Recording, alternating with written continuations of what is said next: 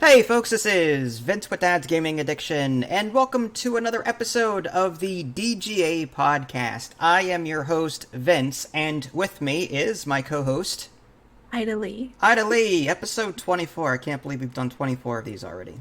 Wow. Well, I know, wow. We do have our soundboard working again, I think. Let me just do a quick test here. Thank you for pressing the self-destruct button. This ship will self-destruct in 3 minutes. Yes, it's okay, good. All right. So, what are we doing this week? Our top 5. I'm still kind of on a D&D kick, so it's kind of related to that. So apologies if there's a lot of D&D going on over the last couple of months, but I'm kind of obsessed with it.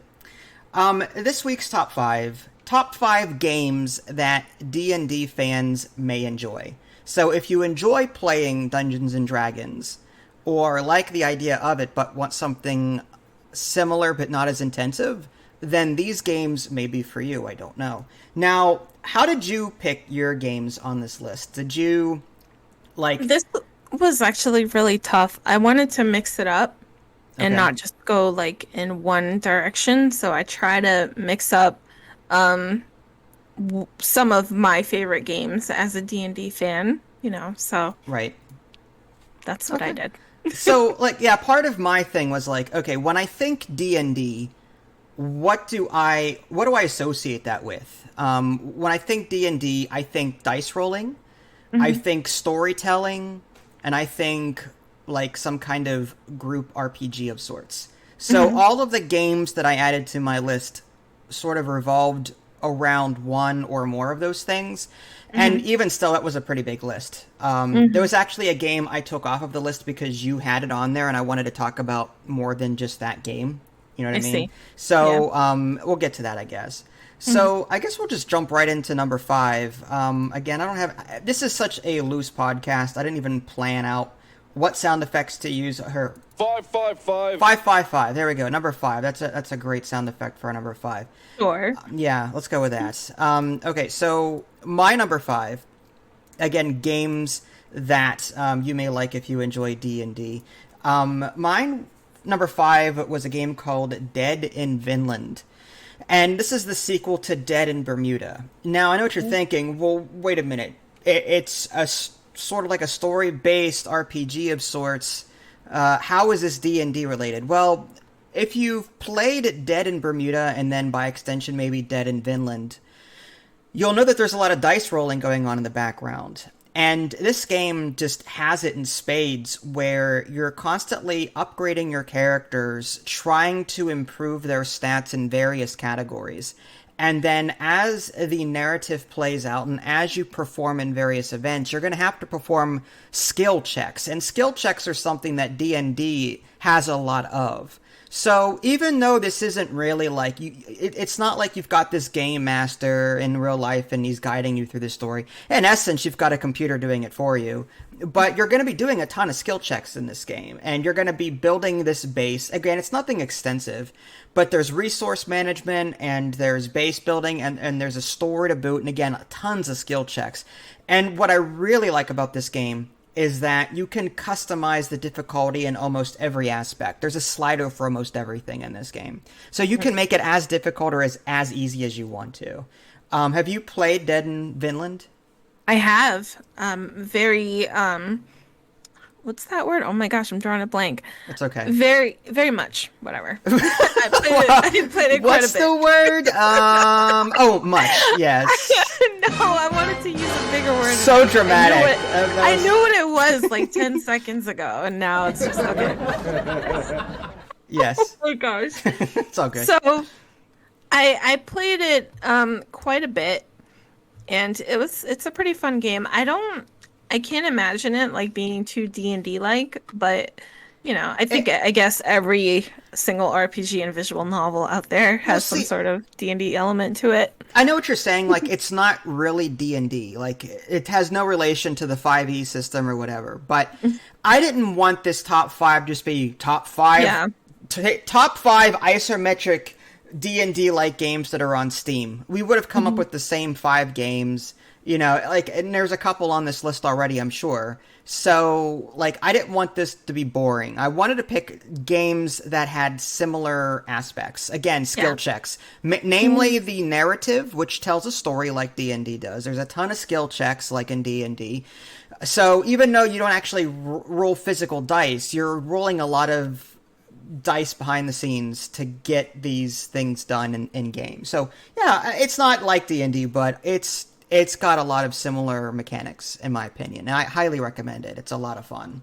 Profusely. I think that was the word. Profusely. Okay. Very profusely. Ah. I played it quite a bit. Ah. Okay. All right. So, I guess we'll stop talking about that one. What was your number 5? Tavern of the Gods was my number 5. Tavern of the Gods. Now, I played this recently. What did you like about Tavern of the Gods, or how did you come up with this as a D&D like game? I don't know. I think of it like D&D is, in the combat sense, it's very tactical, and you have to like position your peoples. With Tavern of the Gods, you have to you have to pick like certain classes and sort of position them like in the front line or in the back line, I guess. Tavern of the Guard sounds like a bouncer simulator.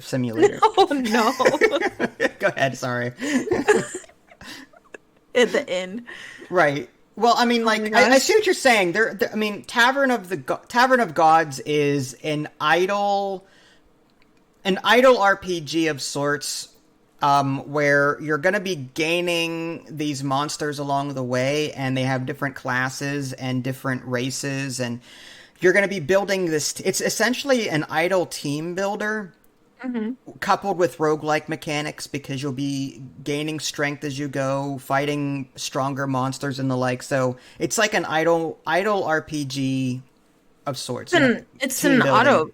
Yeah, it's an auto battler, is right. So you don't really you can activate abilities, but you don't actually get to control what each monster is doing every second. You know what I mean? So it's funny because like it was either this as my number 5 or Fantasy of Expeditions. I like that. That's more of a tavern keeper simulator where you're building a business. It's more of an idle business simulator than a combat D&D. But yeah, you're right. Really? The one where you go out in expeditions and you have like an auto battler of a bunch of different classes. Well, that's another aspect to it. But primarily in that game, you are a shopkeeper and you are crafting a bunch of things and equipping your people with new weapons and stuff. So like you're there to make money and pay off your debt. Are we thinking about the same game? Fantasy of Expedition? What am I thinking of? You know what I'm talking about? Where you've got four heroes that you can send out. One can go to the Fire Realm, for example, and then they come back and bring materials with them. Then you craft stuff. You've got like 16 slots. Weapon Shop Fantasy. That's what. All right, never mind. All right, so I was thinking of the wrong game.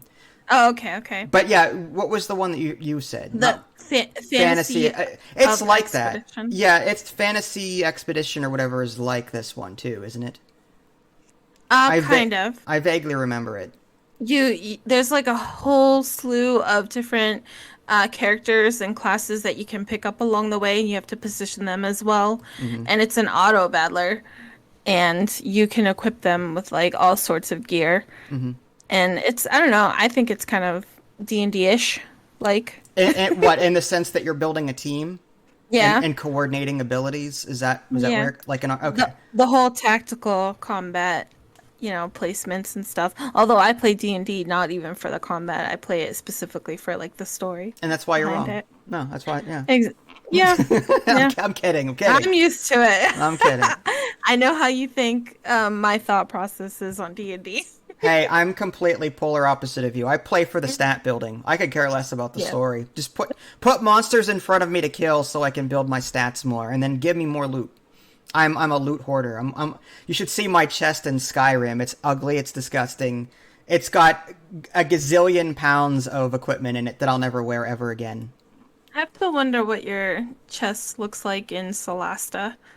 I'm curious. I'm not going to comment. Well, I'm not gonna, here's the thing about Selasta. Selasta which is another RPG that we'll talk about. You have a party limit weight though, and it's very restricting. It's more akin to D&D, but we'll get to that. But yeah, my chest in Selasta is actually quite light, just because of the carry limit.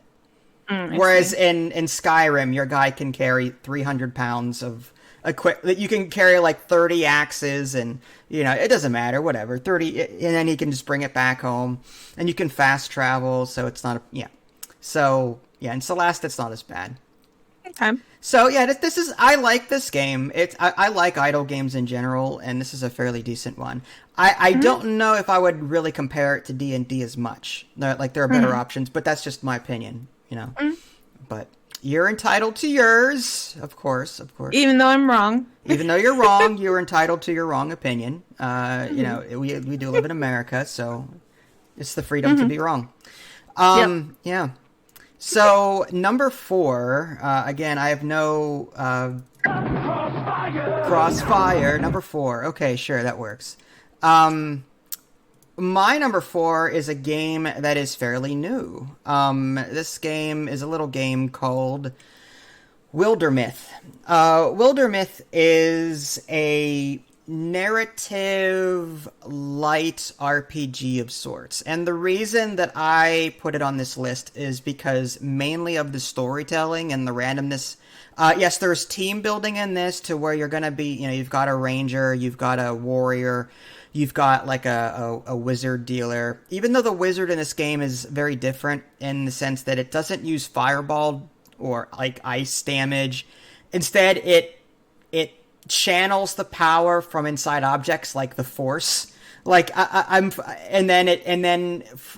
I'm channeling an object, I can do something special with it to attack an enemy or something. So I'm force pushing an object into someone else.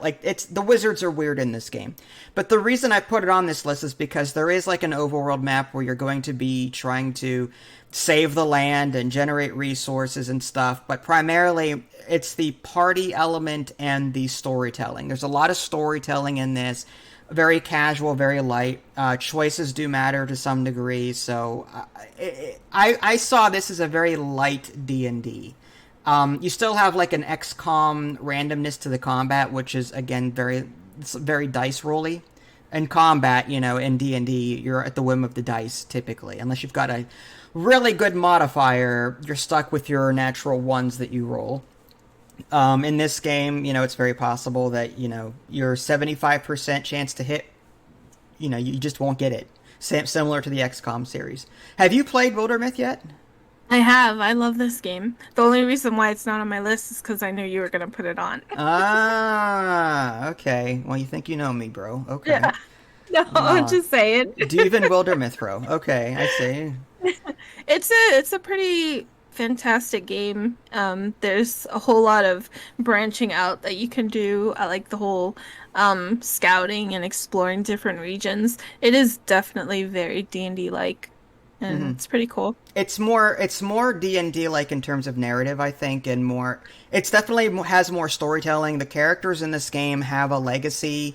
Bad things can happen to them and good things can happen to them. They can transform, and these characters, sort of like in D&D, as you continue using them, they get more experience, they grow older, and they can even make guest appearances as a legacy character in future playthroughs, stuff like that.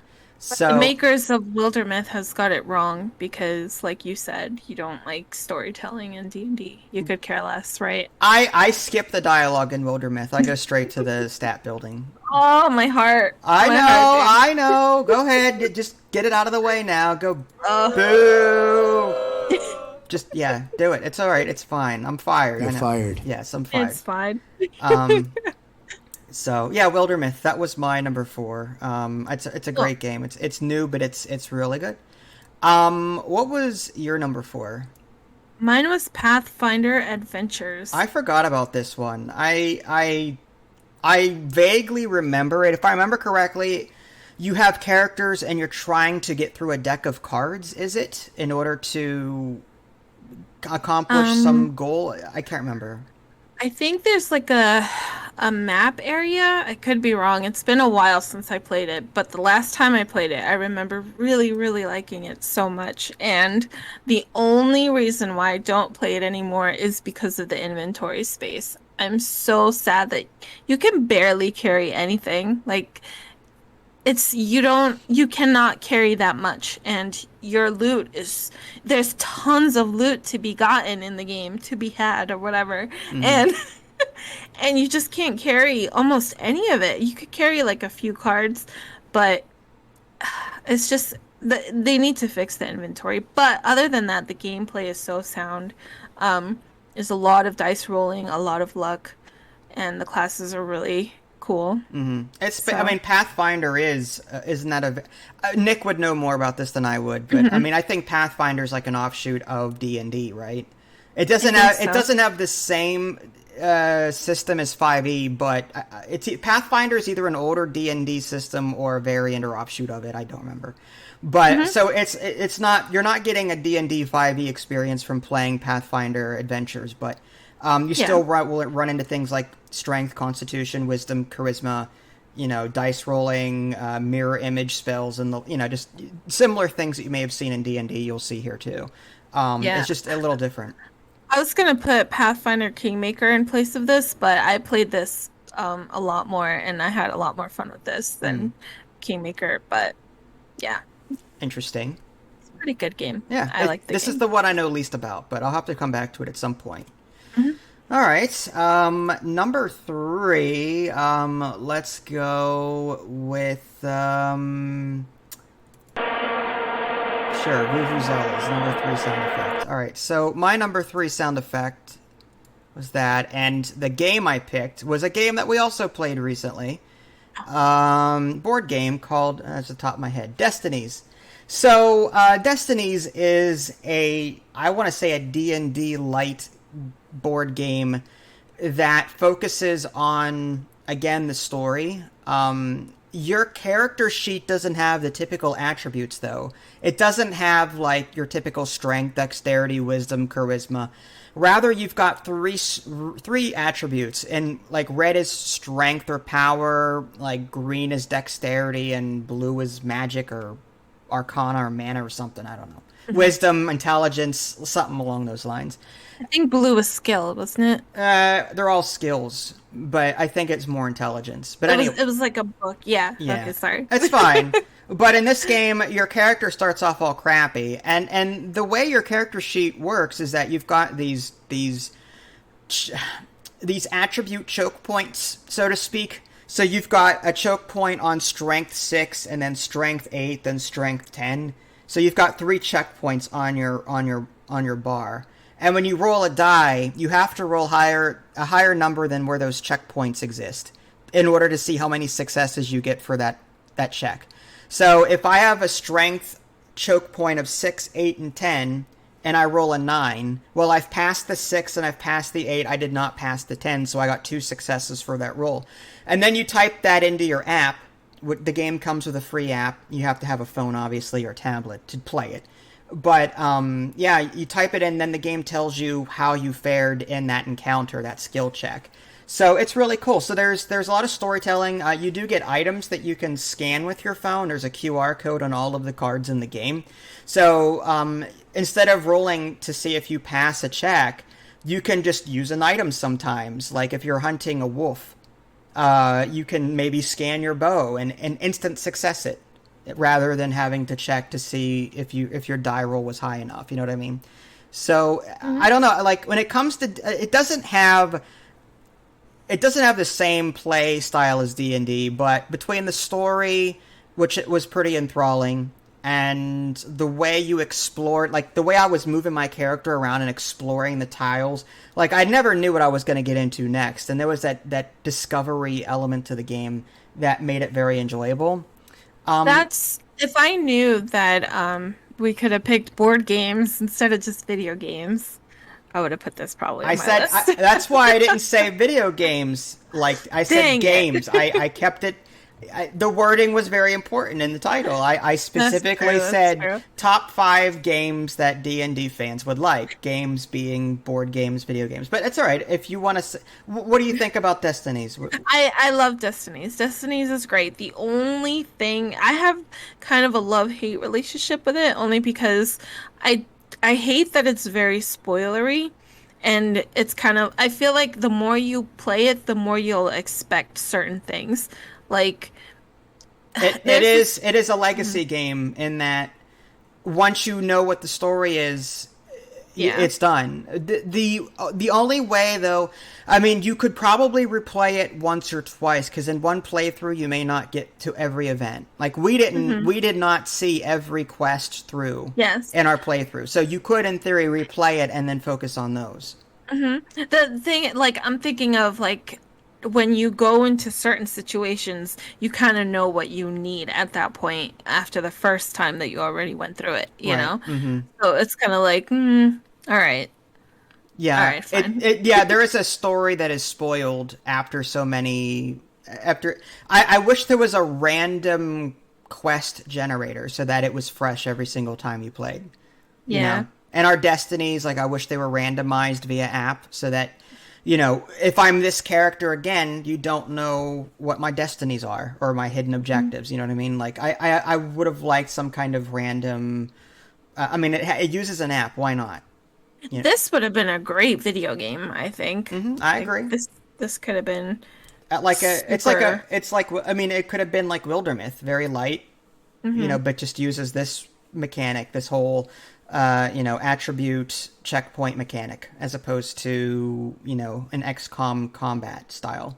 Like, it's already a fleshed out version, or a fleshed out game, and they could have made a video game that's even more fleshed out. Like, completely covered in epidermi, you know? You get it? Because flesh and skin, epidermis, skin. Wow. I'm gonna look through my,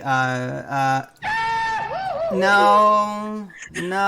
That was terrible. That was a terrible joke. I know. No. Stay a while and listen. No. Okay, yeah. Okay, that's a good one. No, I'll give you this one. I see. There we go. All right. Crickets. Should have given me crickets. There you go. Here's your crickets. You happy now? All right. Oh, no. All right. So that was what, number 3? I think so. Okay. What was your number 3? Mine was Epic Tavern. Epic Tavern. This is not a game I played recently, and I think this is like on every one of your top 5s. This is a game you're always talking about, Epic Tavern.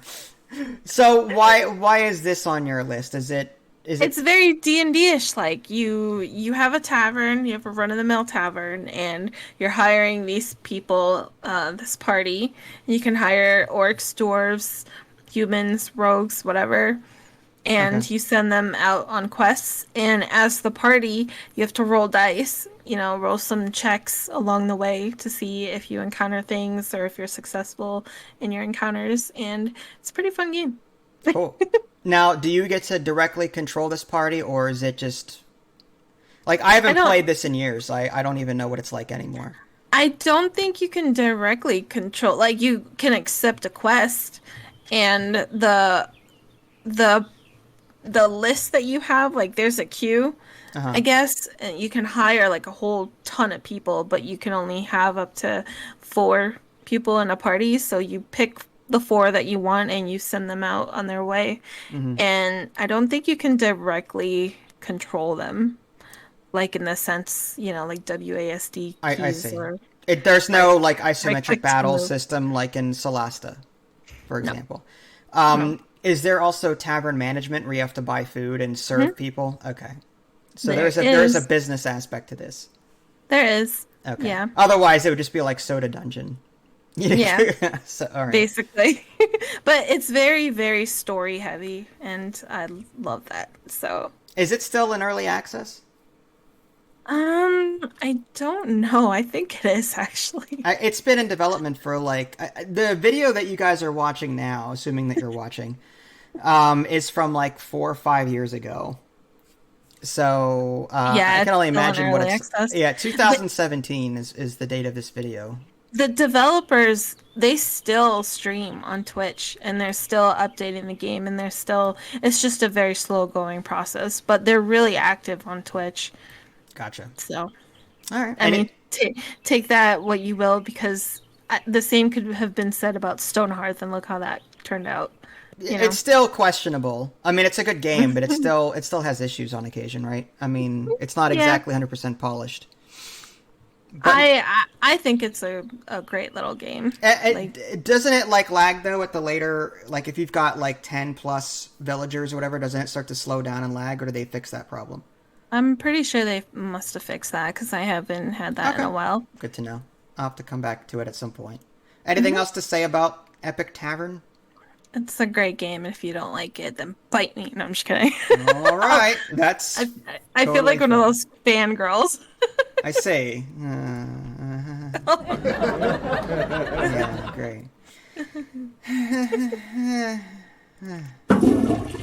All right, so number 2. I'll just use the toilet sound effect. That's fine. This is I couldn't decide which one to list here. So this game that you're looking at is called Knights of Pen and Paper Part 2. However, there's also other variants. Like there's Knights of Pen and Paper 1, there's Knights of Pen and Paper 2. There's also Galaxy of Pen and Paper, which is a sci-fi themed version of the game. And I think out of all of them, Knights of Pen and Paper 2 is the most appealing to me. Yes, the Galaxy one is sci-fi themed, and yes, it has spaceship combat, which, this one clearly doesn't. But I'm a fan of the medieval theme, and I think that Knights of Pen and Paper 2 did it the best out of all of them. In this game, the computer plays the role of a dungeon master that actually talks to you and jokes around with you. You're actually sitting at a table talking to the dungeon master. And then you're putting party members together as you go, I think up to 5 people. And they can be of different classes. You can equip them with different weapons, give them different skills. And it's also very loose in that you can sort of choose your encounters. So, like, you can travel to this location. And then you might go, I want to encounter 3 of this specific monster. And the tougher you make the encounter, the better your rewards. Once you get into combat, it's a turn-based, 2D side. It's like Final Fantasy or Dragon Warrior in that it's like you've got one side and the other side and you're attacking each other, with your party members and stuff. So have you played any of the games in this series? I played the first one, and I beat it. I think I 100% completed it, and then I tried the second one, and it was pretty good, and then I did the Galaxy, not as long, but that was pretty good. I think they're fine games. Yeah. Very, very D&D-ish. Yeah, like, you could customize the D&D table, like, you could put various trinkets on it, just for fun. But yeah, I think the biggest draw in this game was, again, this dungeon master guy is lightly telling you a story, and some of the quests in this game are really off the wall funny. I mean, not like rolling on the floor, hilarious laughter funny, but like, really, they went there, okay. Or really, we're really doing this quest to help this guy out, even though weird things are going on in this game constantly. So it's a humorous look at D&D, a very lighthearted look at D&D. There is some dice rolling involved when you're traveling from one location to another. If you roll like a really low value, then there's a forced encounter, something like that. But for the most part, it's a very light D&D style game, and I do recommend it. It's a lot of fun.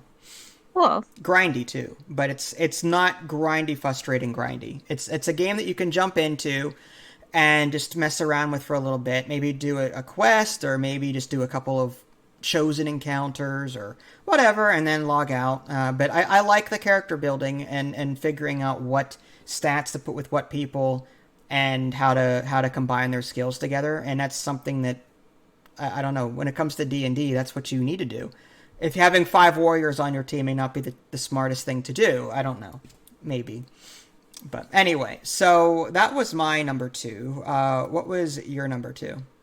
Selasta, okay. So I had this on my list, but I took it off because I wanted to maybe talk about a different game as well. But yeah, I totally agree with this. Selasta is, I think, the closest to D&D 5e that I've ever come in a video game. There was Pathfinder Kingmaker, but that was based off of an older D&D number value, whatever it is, a version, I guess. What did you like about Selasta? It's addicting. Now, did you in Selasta you can actually create your characters too, down to a T, I think, and you have to choose up to 4. What characters did you go with? Did you create your own, or did you pick the pre-made ones? I definitely created my own. I think I spent like 2 hours and I created like every class, every character, every race. Mm-hmm. How long did that take you? 2 hours, about. It took you 10 hours to create a character in Assassin's Creed Odyssey. Yes, Like, wait a second, you can't create a character in Assassin's Creed all right, Odyssey. then what was it? You took Sims, probably. No, it was an RPG, and you sat there messing with their face, and like it was either like it was like Mass Effect or Dragon Age or some kind of RPG where you could Was maybe it Outer Worlds? It might have been Outer World, maybe. I think it might have been Outer Okay, Worlds. but it was one of those games. games. Yeah, it's one of those. You were like spending so much time, and I'm like, my God. Yeah, it was Outer Worlds. Okay. But I like Selasta. I created a little dude dwarf, and the sister was like supposed to be a vampire dwarf, and I created this like old woman elf who's supposed to be like some sort of knight or paladin or cleric or whatever. Mm-hmm. And then my magician guy, I think he was human, just regular human. Dude, he kind of reminded me of Rush actually in Stargate? Yeah, Stargate, Wow. Galactic. Were you about to say Stargate Galactica I was. Trek? Like just Stargate. wars. Sorry. You hurt my brain there for a minute. We can't be friends. Awkward pause. I was gonna say something. But then it's a family-friendly stream. It is. Celesta! So, yay! So, again, this game is as close to D&D 5e as you're going to get. You've got attacks of opportunity. You've got second wind. You've got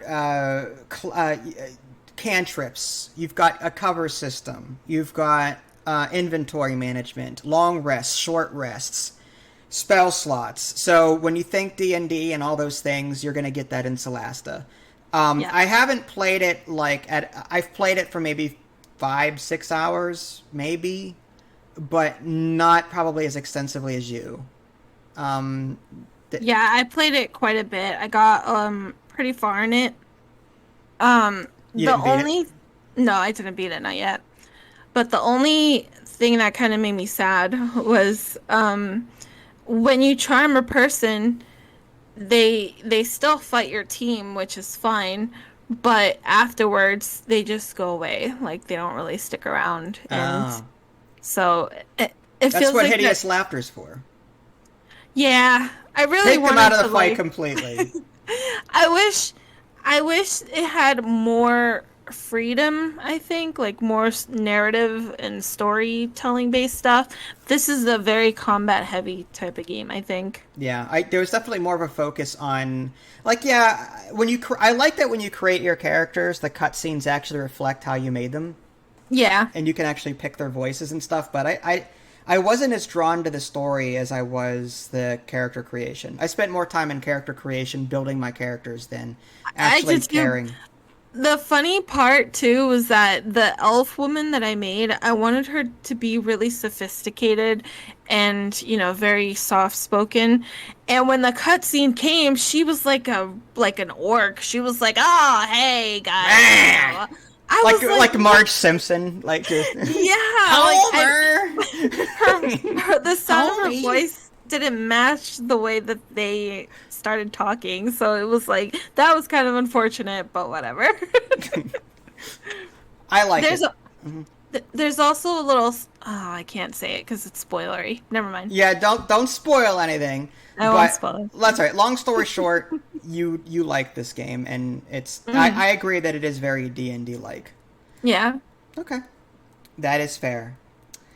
Number 1. I guess we got to do something good here. Wow,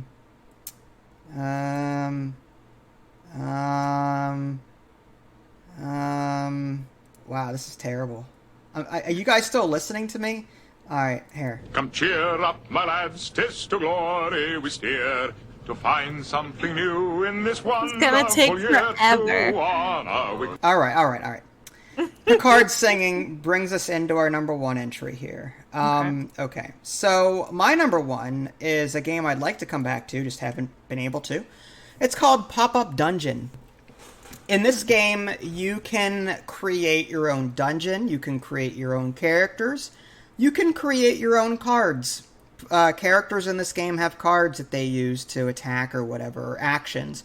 And you can create them. Now, there is an in-game balance in play where as you're creating a card, if you make something more powerful on that card, something else will be less powerful. So, for example, if you make an ability, let's say it does 10 attack, or just random number, 10 attack, but then you add splash damage to it, that number automatically goes down to 7.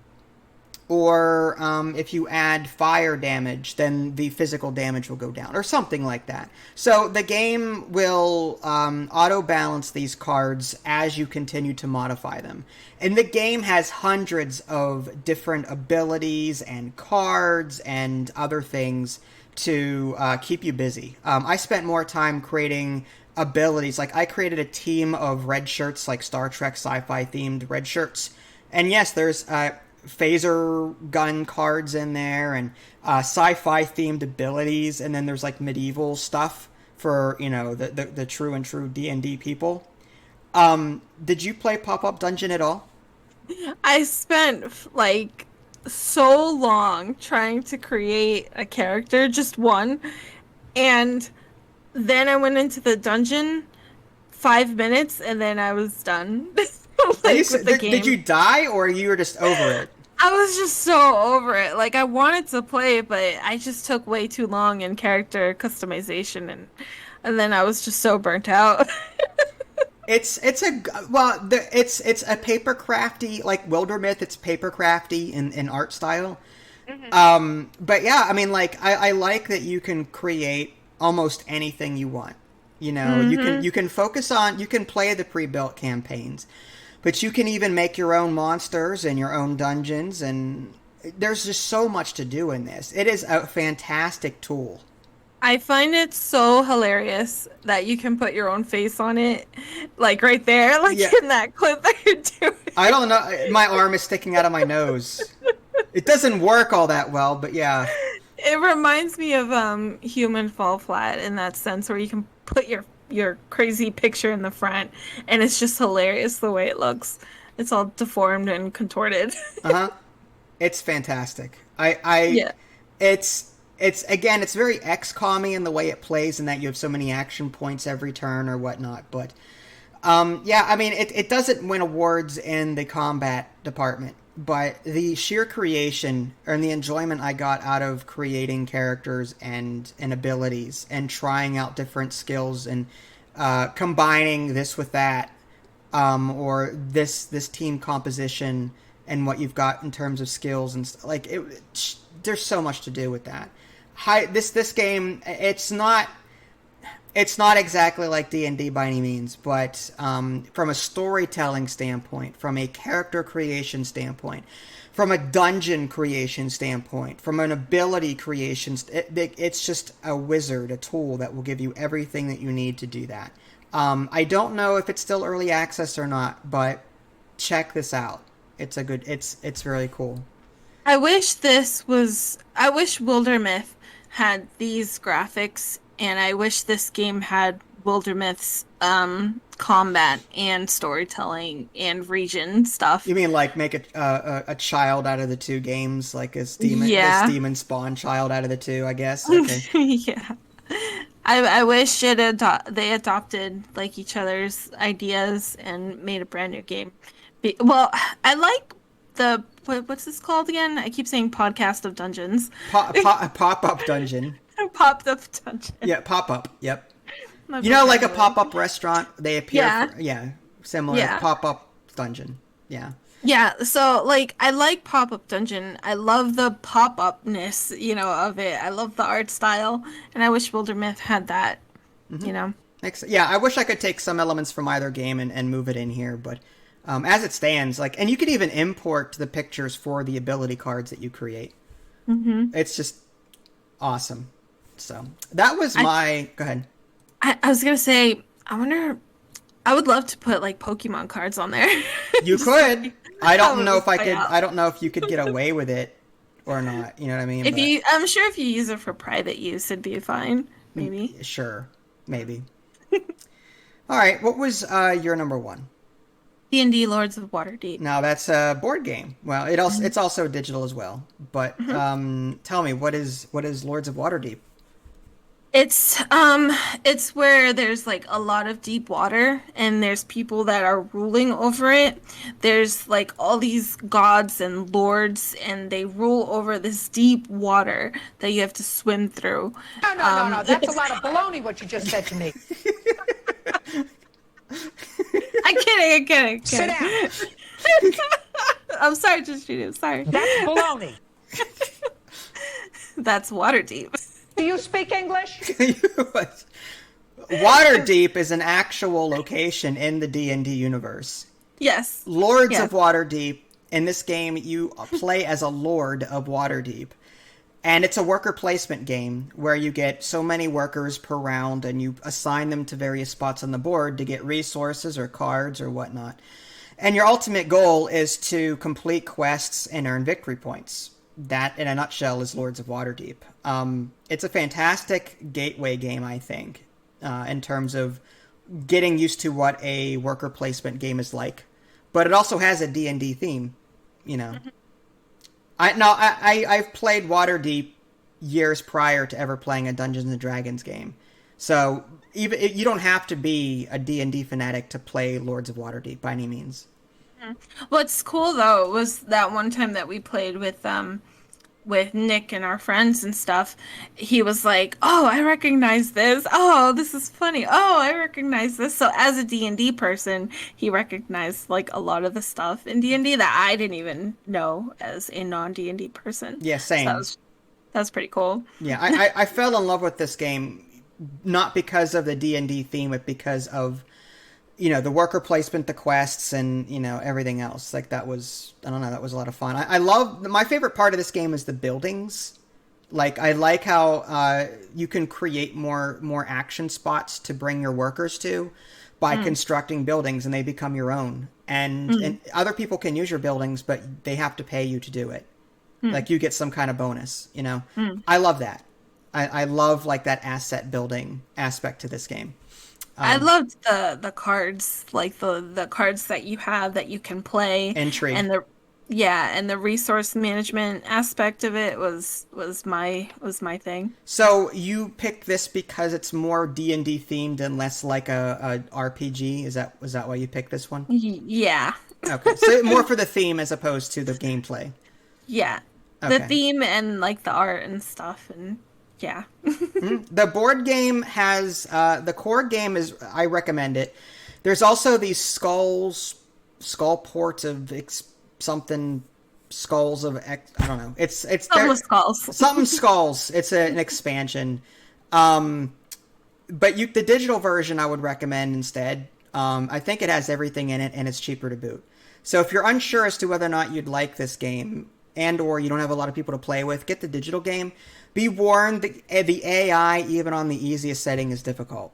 So it's going to beat you. Just be warned. But what you could do, if you don't think it's odd, put it on 2 players and do pass and play against yourself to get used to how the gameplay mechanics work without the computer beating the crap out of you. That's a way to learn the game.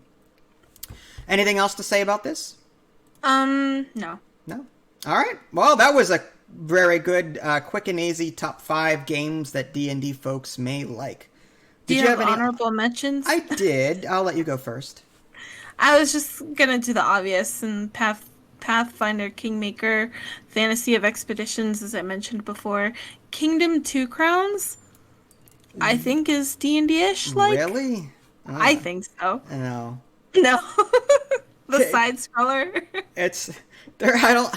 Aside from, all right, it has medieval themes, but aside from that, I don't know. There's no dice rolling. Yeah. I disagree with that. Kingdom Come Deliverance. Yeah, it's more D&D-ish. Your characters. Skyrim to some degree, RPG-ish, yeah.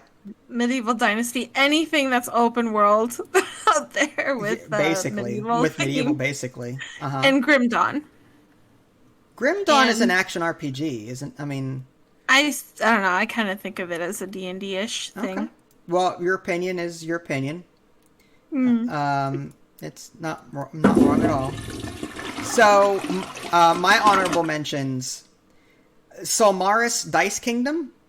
It's a narrative story, but there's a ton of dice rolling in it. And it's like a dice engine builder as well, where you can use actions to get more dice of a particular color.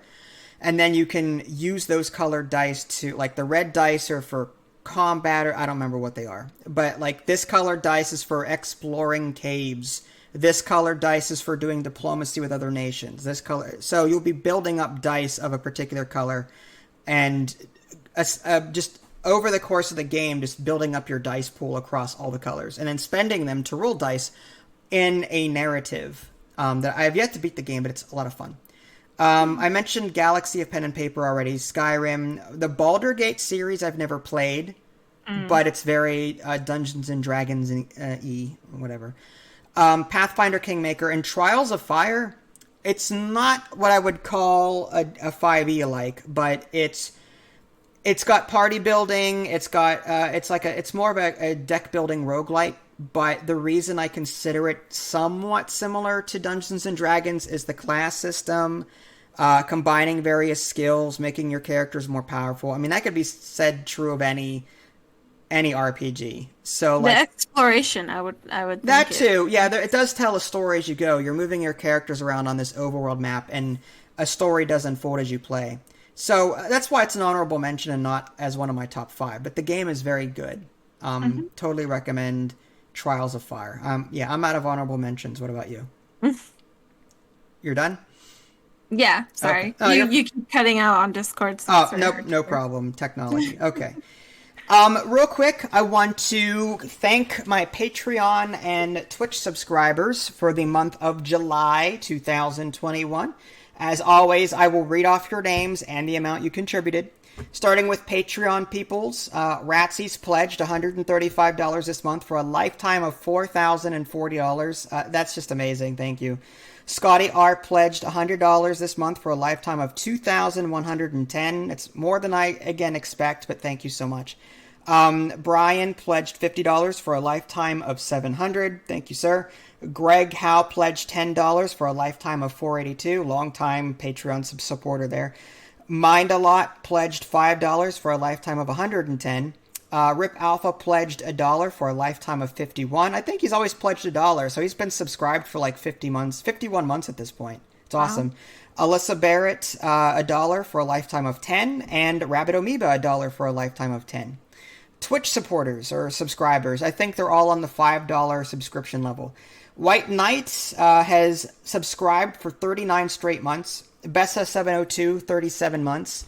X Misa 88, 10 months. Rabbit Amoeba, 9 months. Little Lily P, 7 months. And Nick Beard 50, 5 months. Thank you, everyone, for your continued support. It does mean a lot to me. As far as new releases and sales, I was lazy this week. I'll just simply say this. Steam Summer Sale until July 8th.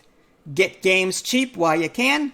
Green Man Gaming is going to have their own event coming up soon. In the email that I got from the PR rep, they didn't give me a date, but they said more details are coming. So there is a Green Man Gaming event probably coming after July 8th, because why coincide it with Steam? Why have that competition? So it's probably going to come later. And then, of course, Humble Bundle, whatever. They've got various things going on there. I do have affiliate links for Green Man Gaming and Humble Bundle, so click on those links in the below description before buying anything. I'll get a small kickback from that. That would help me out greatly, so awesome. Alright, so all that remains to do is the Spanish sentence of, well, it's the month at this point, but that's fine. Of course we can't do that without the proper sound effect, right? Wrong one. That would be... There we go. All right, and we won. I remember this.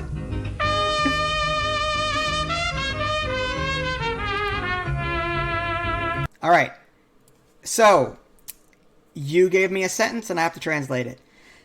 Mi novia iba a decir antes en la transmisión es bueno que no somos amigos guiño.